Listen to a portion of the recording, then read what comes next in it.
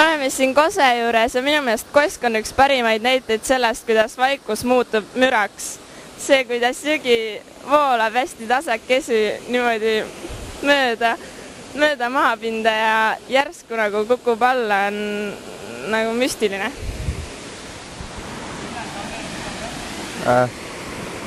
Vahel tussi all olles tundub, nagu oleks Kose all, aga siin päris Kose all olles ei tahaks küll Kose all olla, kuna siit vaikuses kostub müra nii võimas ja kohutav.